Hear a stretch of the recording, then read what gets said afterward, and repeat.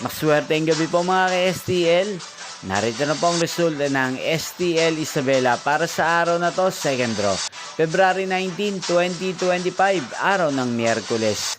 Naway ang mga natayan niyo pong mga numero kanina ay manalo nawa ngayong gabing ito, 7 p.m. Kaya kunin niyo na po ang inyong mga tickets. Narito na po ang resulta.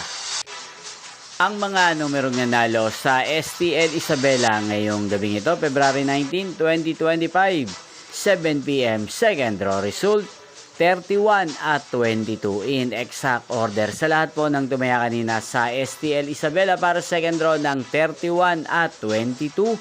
Congrats po sa inyo, panalo po kayo.